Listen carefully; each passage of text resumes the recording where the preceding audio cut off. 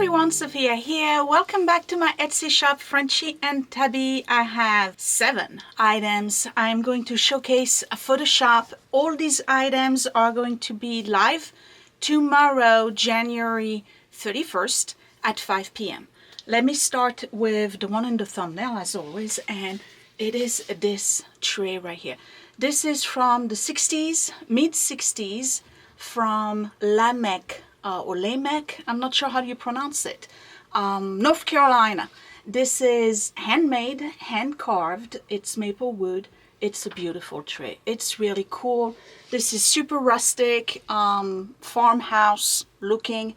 It's in perfect condition. Most of those trays, even in the back, it's in superb condition.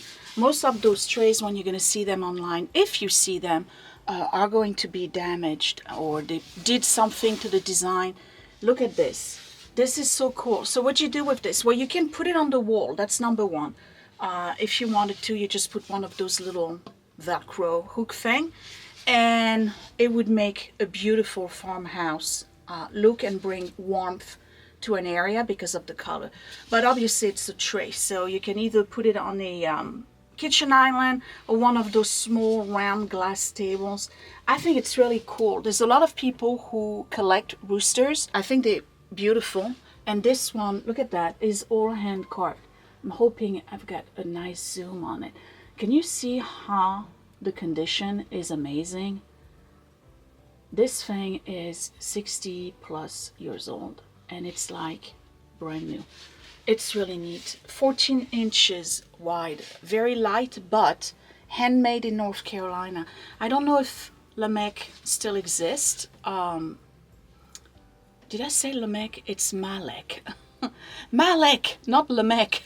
I don't know if they still exist. I'll put it in the little blurb on the post itself on Etsy. But North Carolina, handmade, hand carved. Really neat. Very farmhouse, still very current, and kind of like a conversation piece. So if you want to use it as a tray, you want to put some kind of wax on it to repel water. And I think that's the reason why the majority of the ones that you see online right now are damaged, is because people didn't really protect the wood. This is one of those things that, obviously, considering its age, whoever had it really cared for it. I suspect they may have been putting it on a wall. But anyway, so Malek, North Carolina, a rooster. I believe it's maple wood. Look at this. I really like this. Okay, next item. You know I like my tea, and I like my teacups. Unfortunately, I only have one of these, and here it is. So this is, for those of you who are fans of teacups, you already recognize the shape is referred to as Monrose. Teacups have different shapes. This is Monrose, and you probably recognize that it's also a Royal Albert. This is from the 80s. The pattern is called Brigadoon, and it has tassels in pink and blue. It's a really neat teacup. I love the little accent right here. It's a beautiful teacup. So I know that I have a lot of people who collect teacups. Right here, Royal Albert, Bone China, Brigadoon, England. I have a lot of people who collect teacups, not to use them, but just to collect and display. This one is really pretty, and the blue and pink, very 80s, isn't it? So the pattern, I believe, was made from 1980 up until 1990 something. So it's not a current pattern, it's discontinued, and it's in superb condition. The gold is perfect. 24 karat gold accent. There's no fading. You're hearing my cats. There's no fading, nothing to it. It's really pretty. I like this one. Okay, when I come back, crystal. And my cats are having a good time upstairs. You remember last time I presented a Swedish crystal little vase? Okay, I found another one. It's a different company, but it's very similar. So last week I had a Smalandshyttan vase. This is a smalandshyttan vase. Same shape, same sort of look and feel to it. This is a tall vase. I'm going to try to show the design. I need a dark background. Oh, here we go. All right, so it has daisies. Can you see the daisies? A butterfly, more daisies. They may not be daisies, they may be cornflowers. Okay, superb condition. This is from the 1950s, and it's Swedish glass. It is really beautiful. Same shape than the other one, an oblong shape. The other one was about this tall, right, with the leaping deer. So Smalandshyttan, same thing, is a company that was running alongside of the other one. My understanding is that Hyttan or Shyttan means workshop. The Swedes were doing a lot of those glass and crystal that was much simpler in line. They were clean looking, not a lot of cuts, not a lot of refraction or diffusion of the light itself. It was more about the molding of the piece and its shape. So the company itself started in 1946 and they closed in 1979. This one is from the 50s. It's a really beautiful vase. I love that there's no design on the back of it. So if you are putting it on display with blooms, you can either have it without anything, because obviously the stems will block the design, or you can show it with the design in the front. It's really beautiful. This is a tall vase. I always say you have to have all three sizes, small, well, four technically if you count the buds, small, medium, and tall. This is a tall vase. It's very heavy. It's not signed or anything, but you can tell that it was mouth blown and hand etched with a butterfly, two daisies, and some grass. No chip, nothing. Beautiful. I love this. Okay, so that's one. The second item is also a crystal.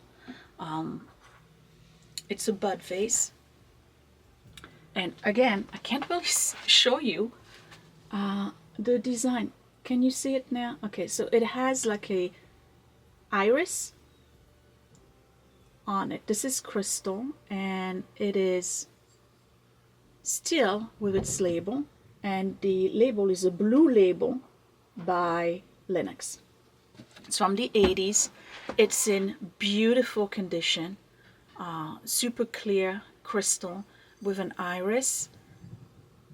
It's a nice tall bud vase. Sometimes the bud vase are chunky and small.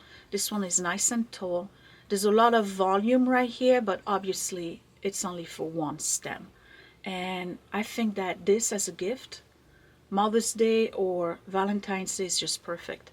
You could literally go and buy a beautiful rose, like a nice expensive rose, put it in there and just offer the whole thing. And you can do the same thing with all of the vases. I find that those vases that come with, what is it, FTD, Interflora, whatever, 1-800 flowers, those are cheap vases.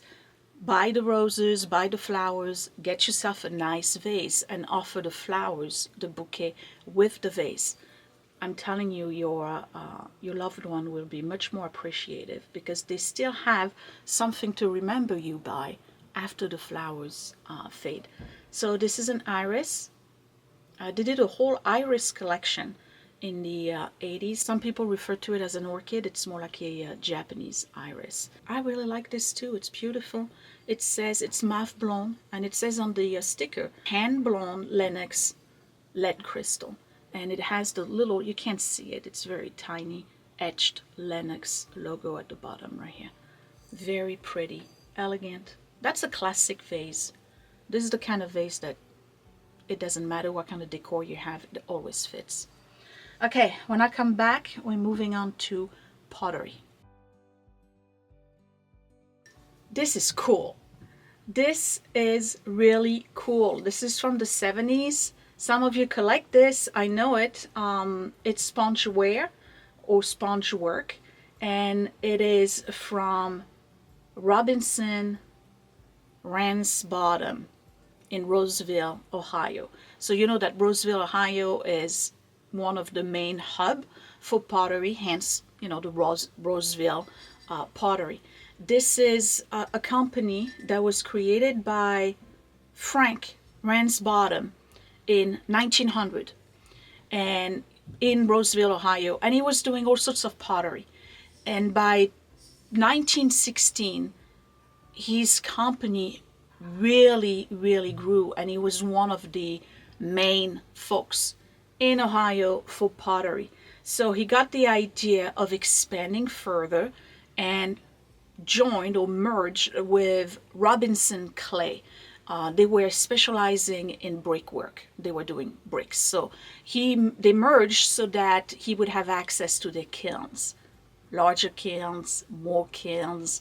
You get the idea, right? So he really expanded. So the company then changed name and became Robinson Ransbottom instead of just Ransbottom Pottery.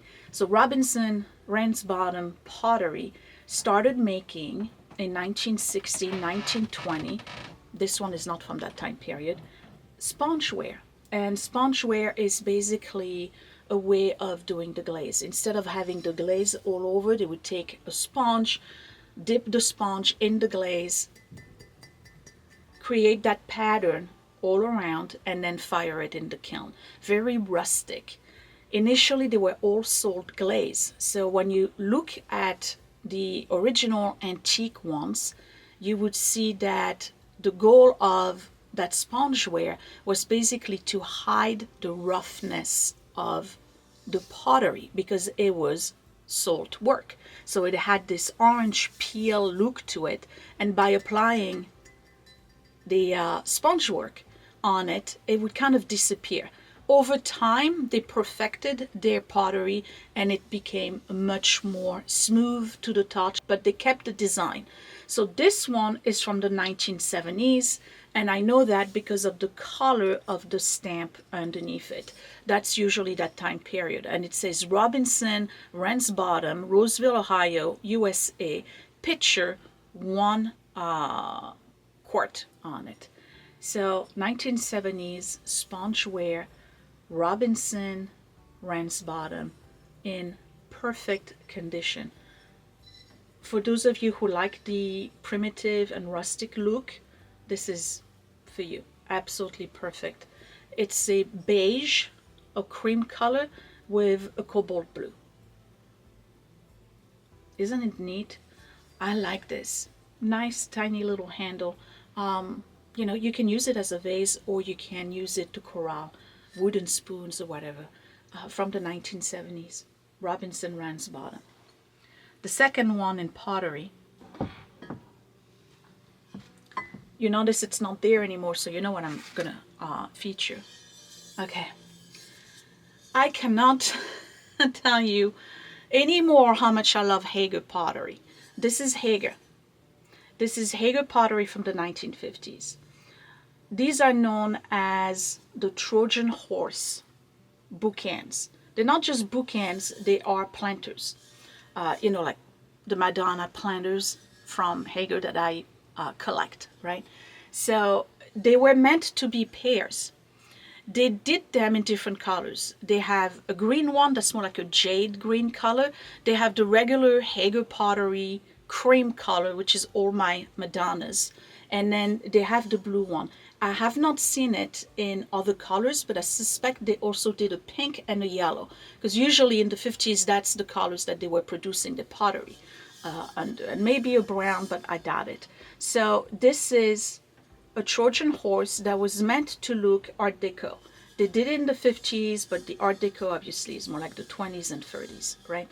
It's beautiful. So again, you can see that this was a bookend, and there was meant to be two. I only have one, unfortunately. I love this. I think that a lot of people are going to want this. Is it in perfect condition? No. Because it's pottery, it usually ends up with little chips. So this is going to be transparent. There's a chip right here in the back. Okay. And then there's a chip right here. You can see it on the nostril. And there's a chip right here. Okay, there's one that appears to be a chip here. I don't know if you can see it. It's actually not a chip. It's a glaze defect or flaw. Like the glaze didn't take on right here when they fired it in the kiln. The glaze just kind of resorbed, or whatever you call it. It just didn't stay. And that's about it. These are the flaws, but they're easily covered with a little bit of paste or a Sharpie if you want to, or you just leave it like this. Why not? I think this is cool. It's beautiful. Look at this. The design of it. It's such a clean look. Satin finish. It's a beautiful horse. So if you know anyone who loves horses or loves Art Deco or is always looking for unusual pieces, this is it. Now, it was a little bit difficult to clean on the inside. I don't think you can tell. I tried my best to clean it. It was really, really bad on the inside, really bad. I suspect that maybe what they did was like somebody had foam, you know, that green foam inside, to put some dry flowers, and then the foam kind of like stuck. But I did a good job. It's clean, but it's not like perfect on the inside. Obviously, you can use it as a planter, a vase. Whether you want to put artificial dried flowers or fresh flowers is up to you. But it's meant to be on a shelf, okay, with books. Or you can just display it at an angle. How cool is this thing? I love Haeger, okay? I'll say it again. I think they did amazing work, and they were very innovative and creative in their design. This is so cool. I wish I had two. I'm sorry, I only have one. Okay, when I come back, one last item. I love this. Well, everything I show I love anyway, but this is neat. Okay, it's a stack of plates, not any plates. I have 8 of them. They are from the 60s. They are majolica, hand-painted Italy ceramic with a scalloped, beveled edge. It says in the back, Italy.